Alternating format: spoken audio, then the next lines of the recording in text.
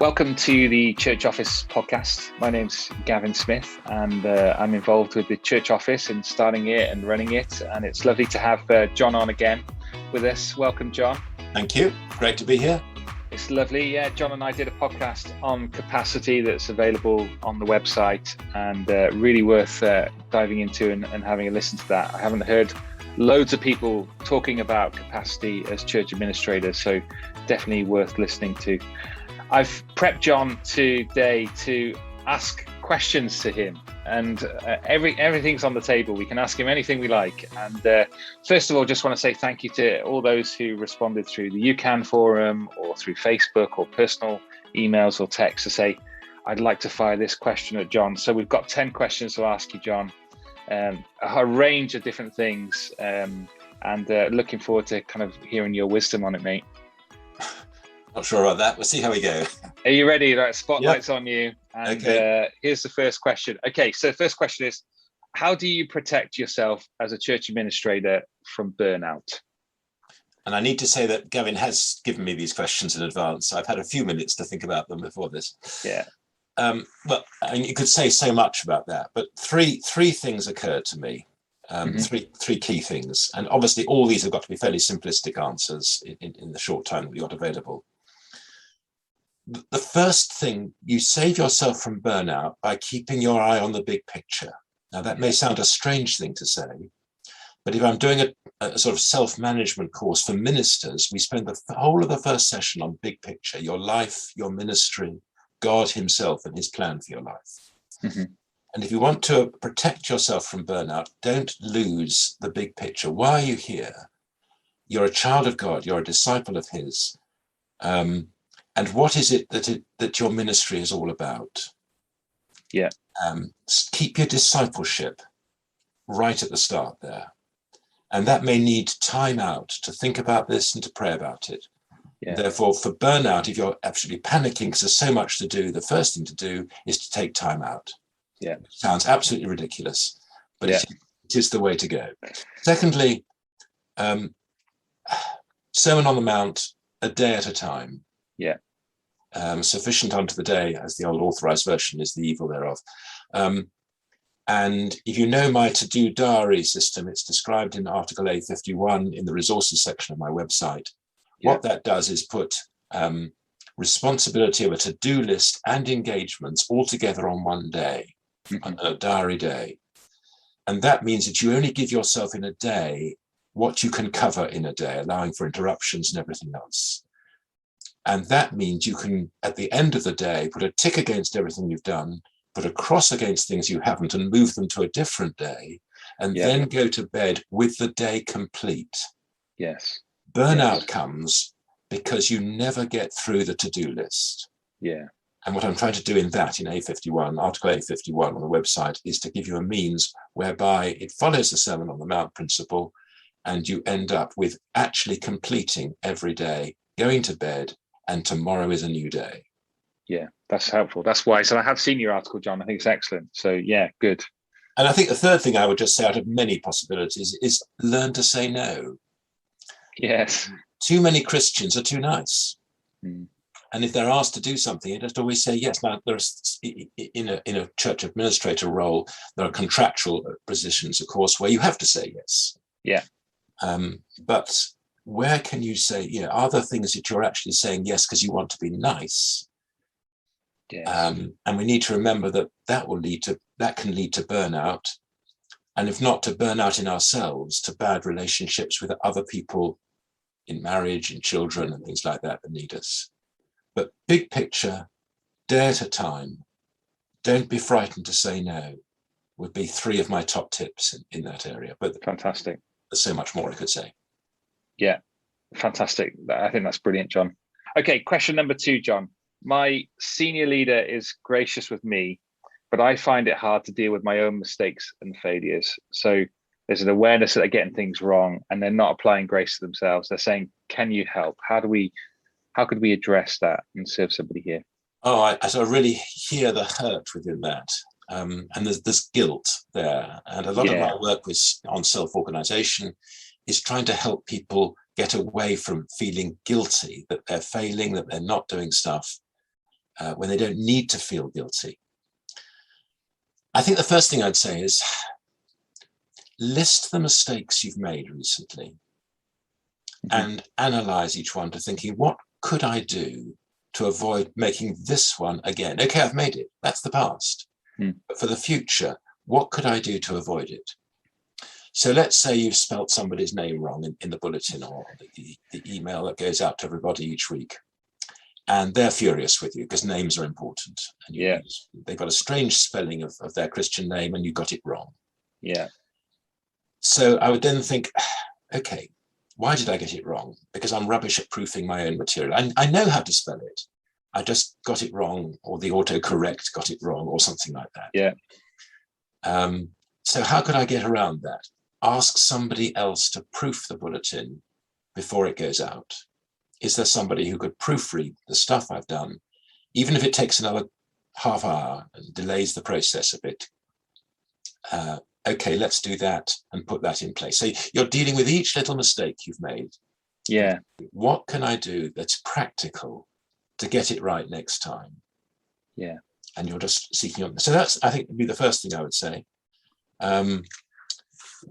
Obviously, pray about it. Yes. Are there reasons why you're making mistakes? If you're in a church office, is it because there's so many people coming into the church office and disrupting you that's causing the mistakes you're making? What can we do about that? Does that mean the bulletin, if that's still an illustration to use, should be done from a different location at a different time of the week?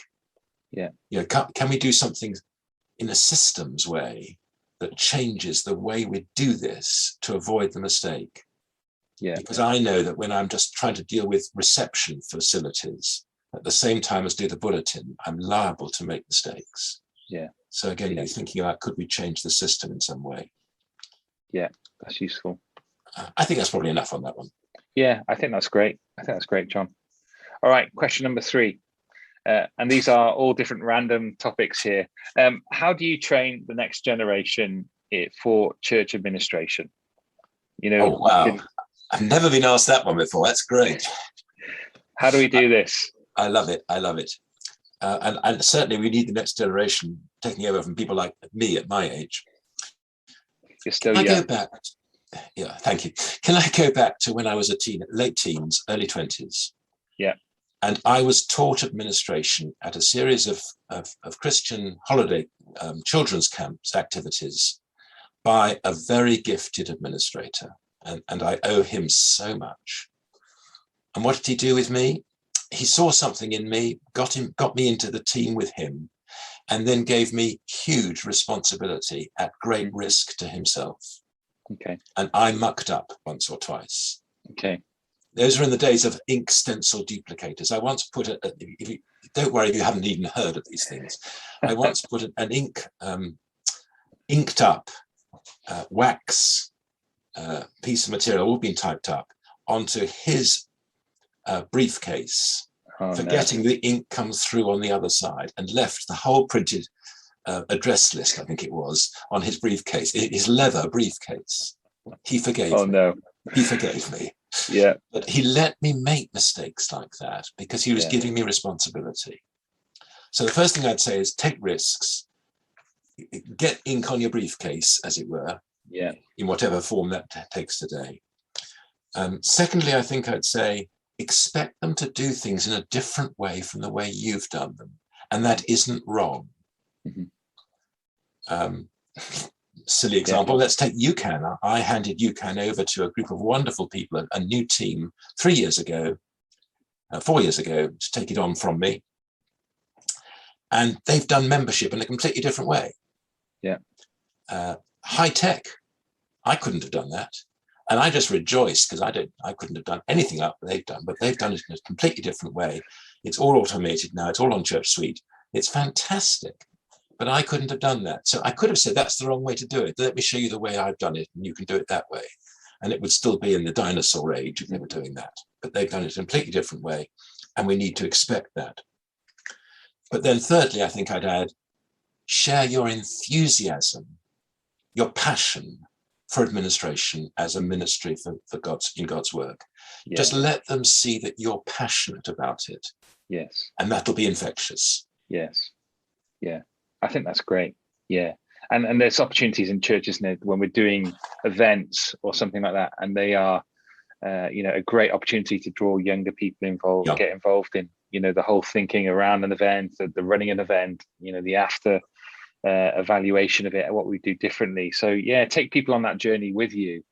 Slightly different area. I was in a church very recently where they're high tech with live streaming and everything. They've got 5, I think, cameras. There's a lot of investment in tech, and and who was on the visuals and the sound back at the sound desk and the visuals desk? Teenagers. Yeah, teenagers were choosing which picture showed on the live stream next of the 5 cameras. We're zooming cameras in on things. Love it. Huge responsibility for that church. They were trusting teenagers to do it, and it was great. And it was fantastic. Yeah, I think that's great. Yeah, draw them into those things. Great. Okay, next question. Do you think there's a recommended length of time somebody should stay in a post? Do you want the short answer or the long one? Yeah, both. Short answer is no. No length of time. Yeah. The slightly longer one is, it's a good question to ask. Have I outstayed my welcome? And I would bring it up if you have an annual review or even a 6-monthly review of your role, ask that question. Have I outstayed my welcome? Because I know some administrators, I'm afraid, who have outstayed their welcome. Okay. And are holding things back in a church. And they get to retirement age, but they still keep going. It's wonderful that they want to serve, but actually it's causing problems. Yeah. And I'm asking the same about my own life at the moment, about retirement and things like that. Am I getting in the way of God's work in what I'm doing? And it's a question we all ought to ask. And it may not be for retirement and issues like that. It may be sort of moving on to something else or handing over to somebody else. Am I stopping somebody else fulfilling a ministry role by sticking here myself? So I would keep asking the question and ask your friends and family. But no, there's no, some do it for a year or 2, some do it for 10, 20, 30 years. It's wonderful servants of the Lord. There's no right answer. Yeah, I love that. That's great. Thank you very much. All right, next question. Aren't church administrators really church deacons? Why do people use a different name? That's interesting, isn't it? Yeah, that's an unusual one. Church administrators are church deacons. If you're going back to the pastoral epistles and taking the word deacon from there. But normally we talk about a church administrator as a post and a formal post in on a church's staff. You can't call them the church deacon because, again, the pastoral epistles know nothing about the deacon. Yeah, they have a team of deacons.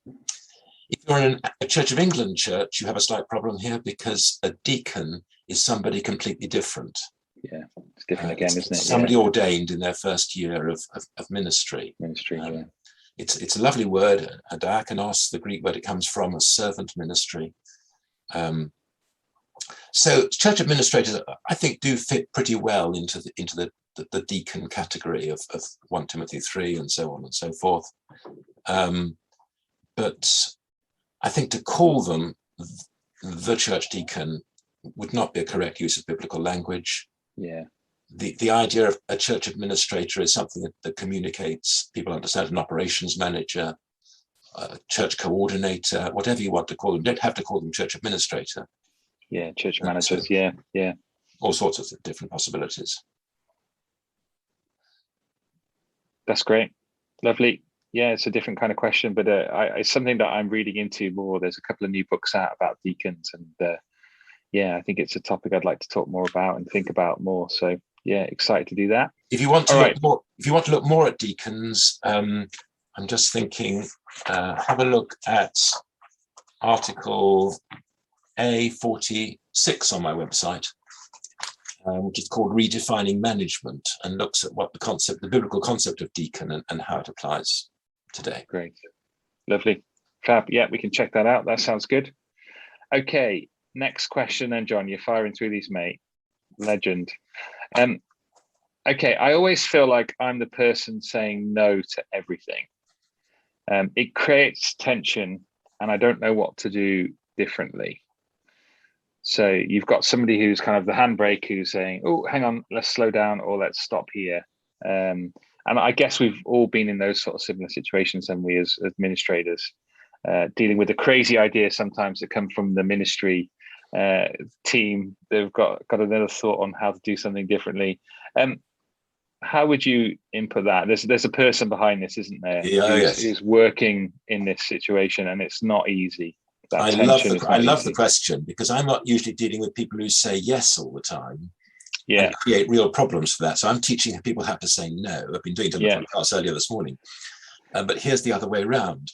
And I know what you mean. You're the administrator, and people say, can't I take the key home for the weekend? Can't I do this? Can't I do that? And the answer is, on health and safety grounds, on safeguarding grounds, on common sense grounds, no, no, no, no, no.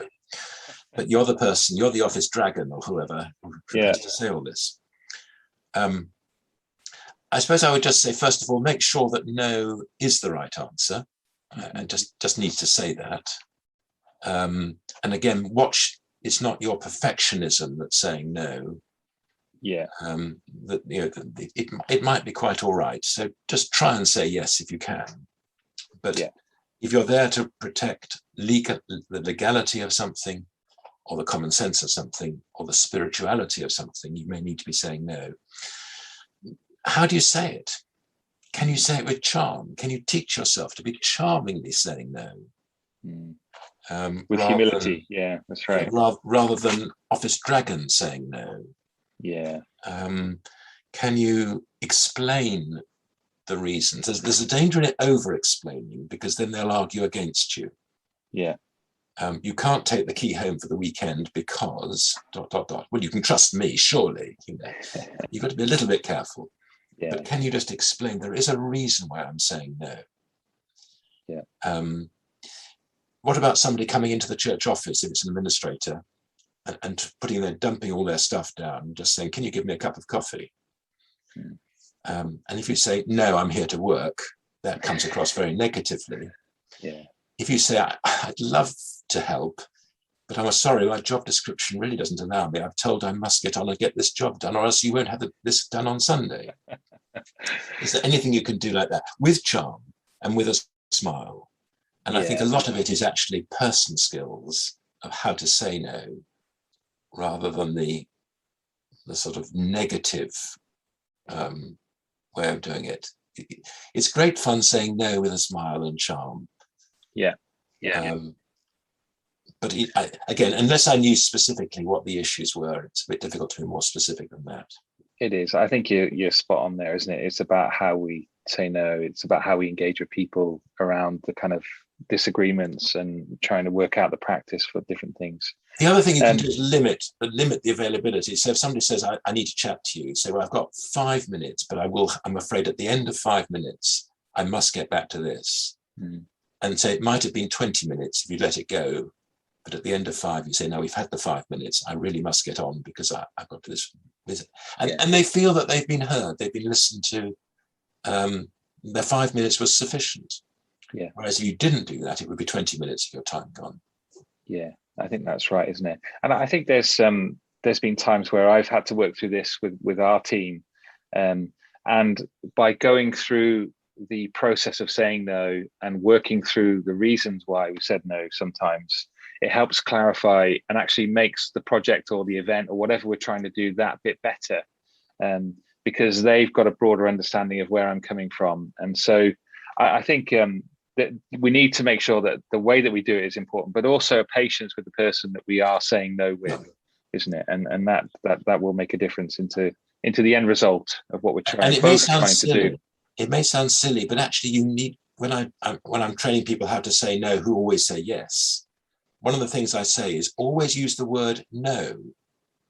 Mm-hmm. Some of us as Christians sort of curl ourselves up with embarrassment and say, I'd really love to help you, but I'm really in a difficult position here. And we can't get the word no out. I just find it so much helpful to say, I'm sorry, the answer has to be no. Yeah. Perhaps for this reason. Yeah. Tough. Use the word no. Yeah. It's really helpful. Yeah, that's useful. And the kind of taking longer to answer the question might be the thing that's bringing the tension as well. That just sometimes people need that clarity to say, yeah, no, I can do that, can't do that. Great. Okay, next question then, relating to pay scales. Is there a recognized pay scale for church administrators and operations jobs for churches? Is there a go-to place, John, for this? Well, there is no recognized pay scale, is the first thing. And that's not surprising because the churches are so different. The people employed may be early retirement, maybe needing a full-time salary, maybe somebody, who doesn't need that. So there's all sorts of differences. Having said that, UCAN produced that. Benchmarking survey. 2019, which goes through a whole range of churches and includes sections on finance and salaries and things like that. So you could see what the benchmarking survey came up with. If you're a member of UCAN, you can get that. You can buy that resource. And there was similar resources by Global Connections for this is agency salary survey. They've got a church salary survey. Some of those are a bit dated now, going back about 6 or 7 years. But the basic answer is no. Sorry. Yeah. And I think the benchmarking thing from UCAN is great, but I think also they've got a service, haven't they, where they advertise church administrator jobs, and the history of those jobs have got pay scales attached to them. And so you can look at job descriptions there that other people are doing and get some information to compare stuff to if you're looking to employ a church administrator. Or those tend to be more operational direction, more senior posts. The sort of ordinary church administrators often don't get advertised much beyond the church membership. That's true. For a church member, if you've got an occupational requirement, you can have a church member. But here again, I would say if it's that sort of level, I would try and peg it to what a local employment agency is offering for a similar level of responsibility. We're always looking for some comparisons, aren't we? So that answers that, John. That's great. Okay, next question. I need help chairing meetings. What are your top 3 recommendations? Can I have top 5? Top 5. You can have top 5. Yeah, go for it, John. Because I've got that on my website. How do you chair meetings? Hang on, this is a whole day's training event which I run. So you got 1 minute. 1 minute to answer it. Didn't get that. What I say is, for help those who chair, if you're chairing a meeting, it's a wonderful responsibility. I love doing it myself. Because you can try to get to an output at the end. Training Notes 13, TN 13, in the resources section of my website is called a purpose statement for those who chair. There is also a much longer article on the website, which is Article A5, which I liken the chair of a meeting to the conductor of an orchestra. And I work all that through. So Article A5 for the detail, Training Notes 13, and the website for the basics. And the basics are CHAIR, mnemonic coming up, clarity. Your first job is to bring clarity to the meeting so that everyone knows where they've got to, what's going on. They're not in a fog. The discussion, you've clarified where you've got to, what's been agreed and what hasn't been agreed so far, and where we're going to and what we need to do next. So clarity is hugely important. Harmony, that's C of chair. H of chair is harmony. We're working not in unison. You've got people with different views, different backgrounds, disagreements, that's fine. But there's got to be a harmony of bringing it all together so we all respect each other, love each other, that's good. And work at that. Thirdly, agreement. You're trying to come to agreement on particular decisions on some items. It's no good just leaving it up in the air at the end of the meeting. You want to have decided, we have decided to do this by this date, and so will be actually responsible for making sure it happens. You need to get to some specifics if you're in the chair. And not say, let's just leave that one and move on. That's so demoralizing. CHAI, involvement. Can you bring everybody in? Some of the most wise people in a meeting are the people who say nothing. I do believe that. That's true. And if you're in the chair, can you say, Bill, you're looking intelligent on this. Do you have any view on this? Don't embarrass them. Don't put them on the spot. Yeah. You might even say, Bill, you and I talked about this before the meeting and you gave me a really good point about it. Would you just like to tell people what that was? Yeah. But try and bring everybody in. And that may mean breaking into groups. There's all sorts of ways of bringing the quieter member in. And then review is, a chair should, but very rarely does, review the meeting. How did that go? How did we get on? Was that a successful meeting or not? How's the year gone as a committee, as a group? Yeah. Has it been a good year? What do we learn for next year to get it better? Clarity, harmony, agreement, involvement, review, CHAIR. Brilliant, 5, John. Not 3, sorry. 5. Well, you nailed it. That's great. Yeah. And go back through and pull out those training notes from John's website.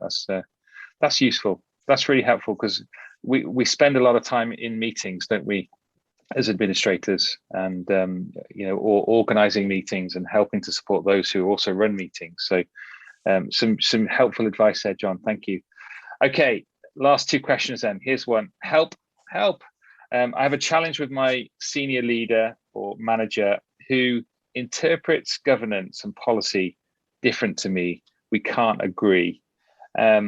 And maybe a little bit of context to this. I think it's maybe related to some of the COVID guidelines of, mask wearing and not wearing masks, and how we manage those kind of things. So I think there's some challenges there where a leader just wants to let loose, and it's restricting our worship, so I'm going to get rid of all these restrictions. What are your thoughts on that? How does someone approach that? I've been quite intrigued. I've gone from this past weekend, from a church where everyone wears masks still to one where nobody wears masks. Been in both. And so this is a real issue. But it could happen on other issues too. It doesn't have to be COVID. Yeah. And it could be a minister with a laid back attitude to issues of health and safety. Yeah. Or even, dare I say it, of safeguarding. And you as administrator are saying, the law says, we need to do it like this, or whatever. I think it all depends on relationship. Yeah. Your relation. Do you respect each other? If it's a senior minister and an administrator or an operations person, do you actually respect each other's views? Therefore, can you state your view to the minister and give reasons and show it as a well laid out? If they are your boss, if you are responsible to them, then at the end of the day, if they go a different way from what you would like, there's not much you can do about it. Yes. And in fact, if you go around grumbling to the congregation, that can create problems. Yeah, that's not. So there has to be a discipline of an employment contract here. But don't get to that point until you've actually stated your case with reasons and said to the person, this is what I think we should be doing. It is my duty as administrator, operations person, or whatever, to tell you this, but the decision has to be yours. Yeah. And if they then say, don't worry about masks in church when you're singing or something like that, and you would rather have the caution, that there's not much you can do about it. Yeah. But there may be more subtle reasons going on here. It may be a minister who wants to be in control and wants to make sure you're not in control. Or, there could be underlying issues like that. Yeah, relational issues, All you can do is, I think, take it to the Lord in prayer. And at the end of the day, you have to fulfill your requirements legally as an employee. Yes, that's right. Yeah. And there's not much you can do, but do it. But it depends on if you have a relationship where there's respect, it's more likely for the senior minister to listen to you. Yeah, no, I think that's good. I think the point you make, John, about responsibility is key here, isn't it? So am I, the trustees of our church are legally responsible for certain policy to be followed. And so I can advise and influence, but it's their decision at the end of the day. They've got to hold that accountability. And I have to somehow find peace in that, that goes, okay, I've said what I need to say and I've left it with them, and we'll leave it there, and I'll get behind whatever else I can do to, that doesn't just mean that I stop there, right, I'm not helping anymore, but it's going, actually, I need to continue to support these guys, even though they may not make the same choices that I would make here if I was responsible. So we need to. And if we're a control freak ourselves, that's very difficult. Yeah. Yeah. If we want to control, just be aware there may be issues that in ourselves. Yeah. Take it to a close friend. Don't share this publicly, but take it to a close friend or a family member. Explain the situation and just say, am I being stupid about this? Yeah. Yeah, absolutely right. And I think your point about not going around talking about it. So, you go around Sunday saying, well, I wouldn't do it like this, and it wouldn't be my recommendation, but this is what the pastor's decided to do. I mean, that's going to cause division and conflict, isn't it? Which is, unnecessary and not what God calls us to do. So, yeah, it does depend on the issue. And it does. I can be very general in this answer. I realize. Yeah. Yeah, you're right. If it's things like legal issues of health and safety or safeguarding, then there should be, we should be whistleblowing these things, or we should be raising them. That it really does depend on the situation, doesn't it? If it's about having hand sanitizer, at the front door, or not having it at the front door, having it somewhere else, then there's certain things that we can let go. And if you're worried about the legality, put it in writing. Make a statement to the pastor or to the trustees, whoever it is. Put it in writing. I firmly believe that to follow legislation, we should be doing this, this, and this. Yeah. Then you're in the clear. Yeah. But if you're worried about the fact that there could be a legal case brought by somebody, and you as administrator might be held responsible, you're in the clear if you've got that in writing. Yeah. That's good. That's helpful. All right, last question. John, you've done amazing so far. We don't have enough volunteers to run a church project. Nobody wants to close it down, but the burden's falling on me. I can't keep it going. So I'm just thinking about, coming back from COVID. Before we were doing a project, everyone expects us to get it back up and running to where it was, but the support isn't there, in terms of volunteers, and it's falling on a staff member. So how do we help someone in this kind of situation, this scenario? Close it down. Close it down. Sorry, I will say more. Shut it down. There is a theological view in churches that to start something up is success and to close something down is failure. Yeah. That is rubbish. We need to close things down to enable us to focus on what should be our priorities. Yeah. And many churches are trying to copy the big church, the mega church down the road, and do everything. And we can't. One of the key points made by those who write on church growth is do a few things and do them well. Yeah. And so I think it's huge success when a church closes something down and waits to see what comes out of it. And that might be nothing, or it might be something new emerges a year later. Yeah. If you can't cope, I can't keep going, I think was the question. The burden's falling on me. It's a burden. Listen to the language. We don't have enough volunteers to run it. All the signs are in that question that this needs to be closed down. Yeah. And we don't want to. I know we don't want to. Yeah. But might it not be the right thing to do? Yeah. I think it does. So I was going to say training notes 34 on my website. Training notes 34, closing down a church activity. Tries to make the point. John, what training notes have you not got on your website? I love it. Yeah. I haven't done lots of things yet. Yeah, that's really helpful, isn't it? Because I know if you've carried a burden and you're picking up the pieces in the background, I guess it's making known to folk, who your line manager, that you are carrying it. You are carrying these extra things, and they are becoming more and more difficult. Often we don't communicate those things early on. We kind of communicate them when we're at breaking point. So if you can get a conversation saying, look, the last few weeks it's been like this. I want to make you aware of it. I'm gonna, I'm available next week, but I think we really need to take some time to consider if this needs to stop. And it's using that kind of language. And again, in everything that we've talked about, whether there's been conflict or disagreement or challenges, it's always about the way that we do it, isn't it? We apply grace to people, we give grace, we're suspicious about our own hearts and our own weaknesses, in order to, we all want the same thing, to advance the gospel, to support the church.